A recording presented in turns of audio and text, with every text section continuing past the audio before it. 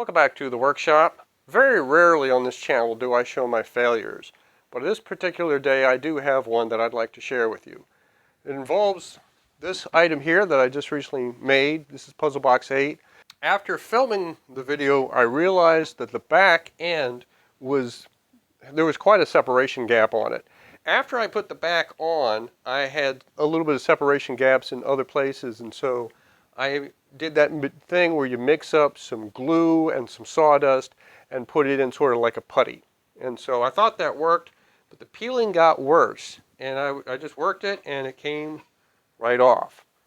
Now I think the issue is because I've already stained both sides of the panel, and that's got to be what the issue is. Because the stain that I'm using, which is a Minwax product, has a little oil in it. And so that oil is going to reverse against the glue and keep it from sticking to the surface.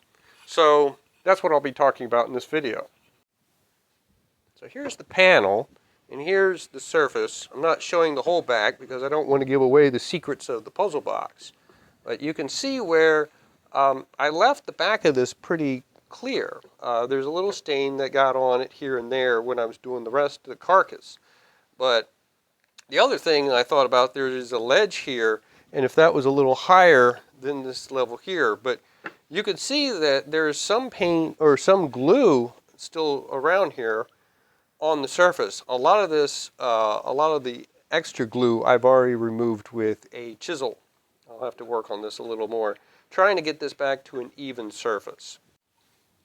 Going back to the panel, this is the top and this is the bottom.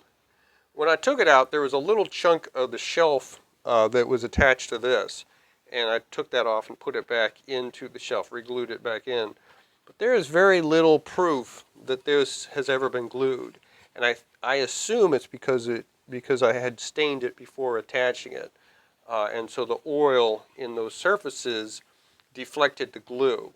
This panel is made from poplar wood from this panel here. So what I would have done is cut this in half or some way, cut this, join the two pieces together, making sure that it didn't give me an S, or making sure it was in the correct arrangement, though it's hard to always know which way that is. But this panel was made from two of these, so I could make the panel again if I had to. Being one who would just rather not go through all that work again, what I think I'll do is I will use some mineral spirits along the edge to try to soften up the stain and see if I can get a surface along those edges that I can re-glue. So I've got some odorless mineral spirits and a cloth.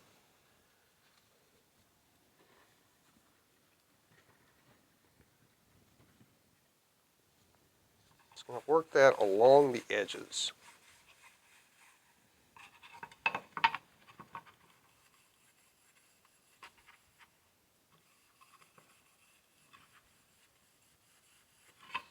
And I'm not sure whether this is going to do anything or not. This is based on a video that I had seen where someone had too much stain on their wood, and so they used some mineral spirits to work that down, to sort of loosen up. There is some coming off on the cloth.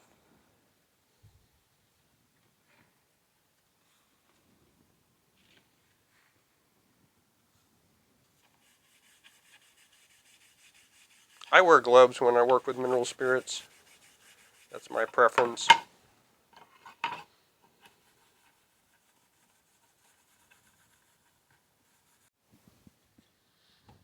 I do have a chisel now. I'm using that to remove those two spots on the back.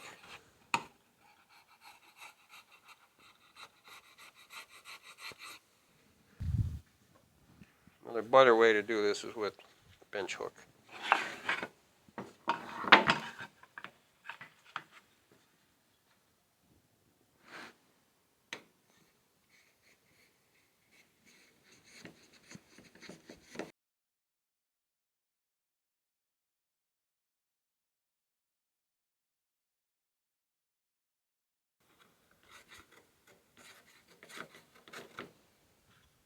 I'm going to guess the best way to do this is with some sandpaper.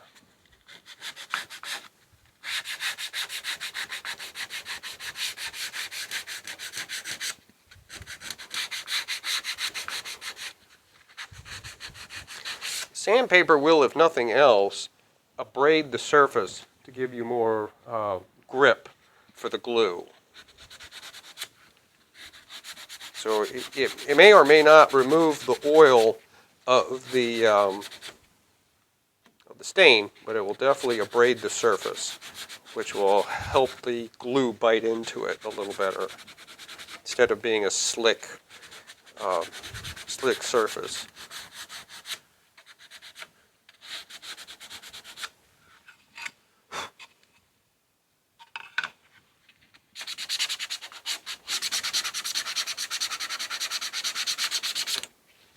And also, just in case you had wondered, I had checked already to be sure this thing wasn't cupped or warped, and it wasn't necessarily. It seemed to be, mainly it was just not attached to the back.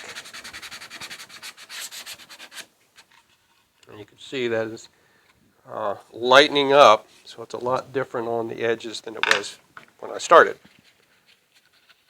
Oh, and this is PS 3680 grit.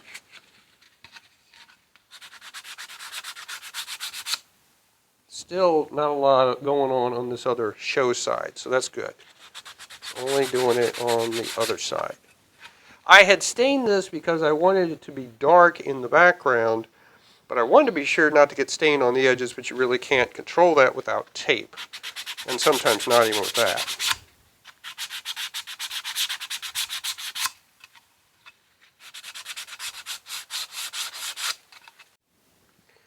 Now, when I put this down, I do notice that there are some gaps, so the thing must be doing this a little bit. I noticed some gaps up here and down here, so that means that the board must be doing this a little bit. It's just ever so slight. I think what I will do is I will mix up, instead of just putting the glue down along the edges and clamping it, what I'm going to do is I'm going to make that special glue, which is a mixture of sawdust and glue in a thick density, to use that to glue that down. That's the same thing I did on the Parthenon for putting the roof on. There was a lot of serious gaps there, and I had to make that stuff, and it still works to this day. So I think that's what I'm going to have to do for this thing.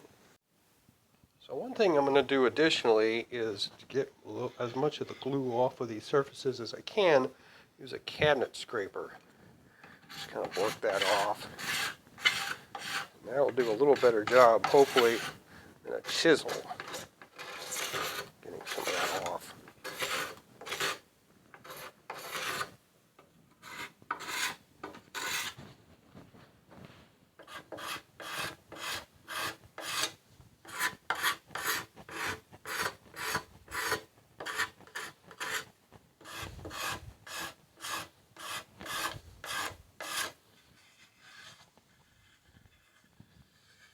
I feel that most of the glue is gone, or most of the glue that will get in the way. There's a little bit along the edge here. I'm able to pick that off individually. I think I've got most of the original surface. So I've gone ahead and worked down the edges of the back of the box, as well as that middle shelf. I really worked that down in case it was causing problems. So the next thing I'm going to do is mix up some glue. So I've got my usual glue. Doesn't have to be Type-On 3, or this is Type-On 2. Doesn't have to be Type-On specific. It's any wood glue. I like to use some sawdust. Now I have different kinds of sawdust here. This came from just normal pine lumber, like the Sun Sphere is made out of. This is oak. It's probably left over from Puzzle Box 5. This is Purple Heart, which is a little thicker, and it's left over from the Parthenon. I think this is shavings from poplar. I don't have it marked, but I'm pretty sure that's what it is. For this, for what I'm going to use it for, it really doesn't matter which one I use, but I'm going to go with this one because it's closest to what I have. So I'm putting some of that in just a container. I'm going to use a palette knife, though you can use any kind of spatula type thing. I'm going to mix it in. Don't need a lot of it. You kind of just have to figure out where you want it.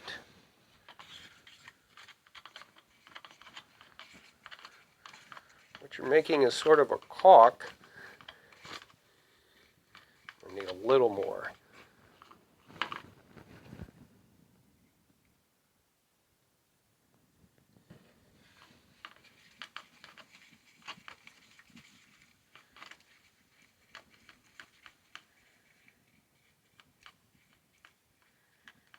It's enough to start.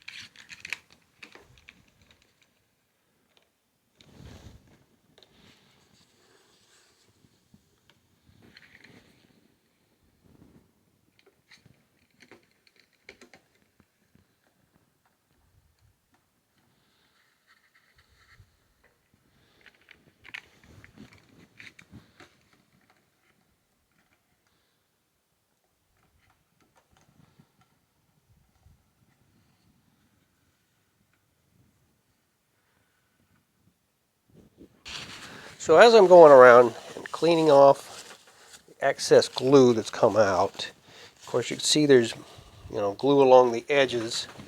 Part of that is because probably the back and the back panel and the back of the carcass is not matching up correctly.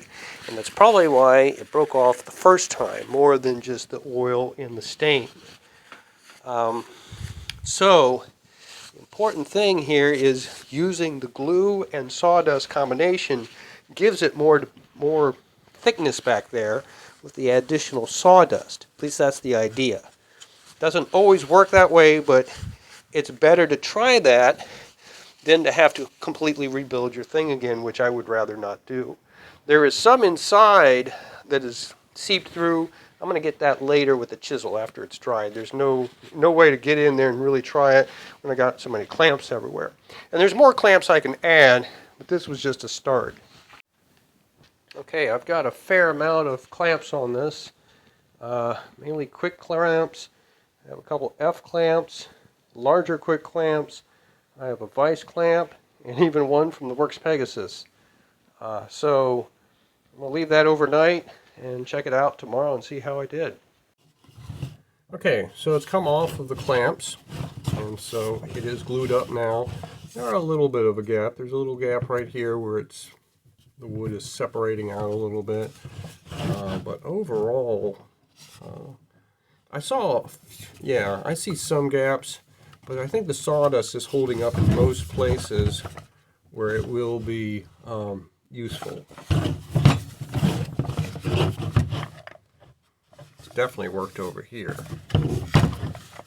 And here there's, like I said, there's this gap up here, and I don't know if you could see that. And there's a little gap right here, but I think having it sticking here in the bottom should be sufficient enough.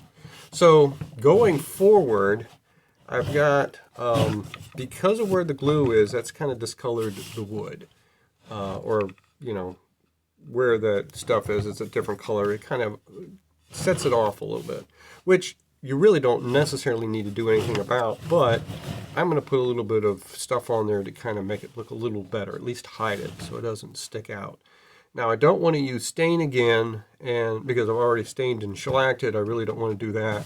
What I will use is some gouache paint, which is something I use as a conservator, sometimes on furniture repairs. It's reversible, but it also works well. I used it for, when I stained this thing, I had a lot of bleaching in here because the wood was not prepared first. And I didn't put that pre-stuff down, pre-stained stuff. So I used some gouache paint in here in the technique that I'll show you. And, there's still some blotches and nothing's perfect here. And if you've seen some of my earlier videos, I do not look for absolute perfection in my shop, but I do want good quality. So I'm going to try some of that along there and see how it works. Okay, I've gone ahead and pulled all the drawers out because I don't want them. I can't do anything about this one. I'll just have to be careful, but I don't want any paint on the other ones. I could do this directly on this surface. I mean, you can tell I do my paintings here, acrylic and watercolor and gouache, but for this, to protect the box itself, I'm going to put down this is just wax paper like you have in a kitchen, but it works very well for these kind of projects. I also use it when I do staining or shellacking. It just helps protect things. The gouache paint I use is this stuff, gouache paint set from Hobby Lobby, Master's Touch. So this is a cheaper gouache paint set, but it's the same one I use for painting landscape paintings, that sort of thing. So I'll be using that. I've already mixed up some here in my palette for when I was doing the shellac, so I'll probably just use these same color variations. Got a cup of water, and I've got some brushes. And I also have paper towel to control some of the water. And these brushes, I mean, this is a number 6 round brush. I have a little, like a flat brush and a detail brush. And these are the same ones I use for landscape painting. It doesn't really matter. You can use craft brushes. It's really more the technique than the brushes. And I had problems staining this to begin with. So I'm going to just put a little bit on there. And I use my finger to kind of work it in or work it off, or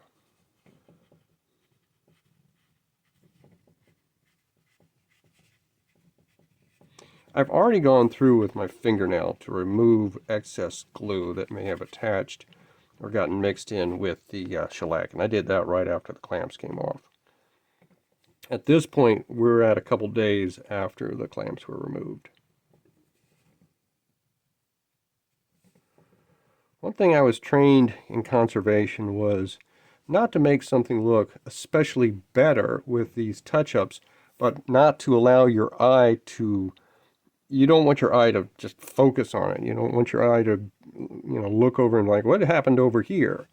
And so if you can just kind of blend everything together so it doesn't look like that, it doesn't look, we don't do that right away, but when you can just look over the whole piece and it's like, okay, that looks like a nice piece, rather, what's this white spot? What's going on over here? So really, I'm just trying to blend this all together as best I can. Gouache paint is soluble in water. It's also reversible with water. And so it doesn't, rather than using an oil paint or water, you could use watercolor. In fact, one of these colors is a watercolor pigment, or mixed with watercolor.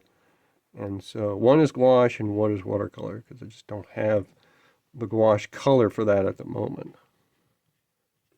So, I mean, it's not turning this definitely brown, but it is, at least in my opinion, it may not be able to see it on the camera because of the light, but it is improving.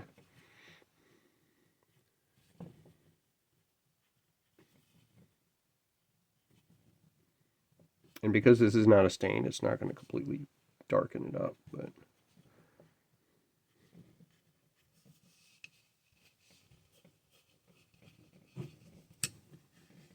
there we go.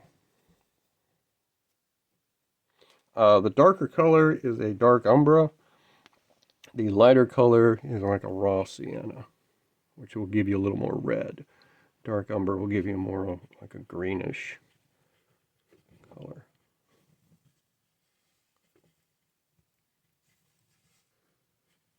From this direction. This is the back, so it's not even the presentation side.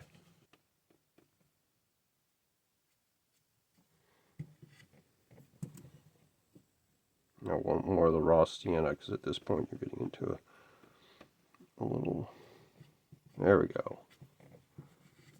And that's where you really want to hit it with your fingers. It doesn't look splotchy. There we go.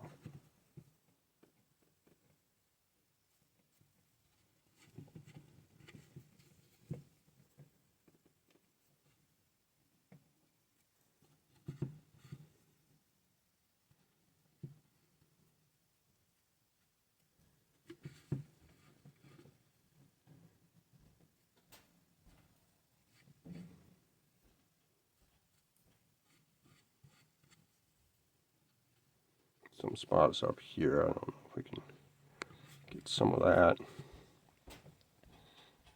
But for the most part, it's taking it out.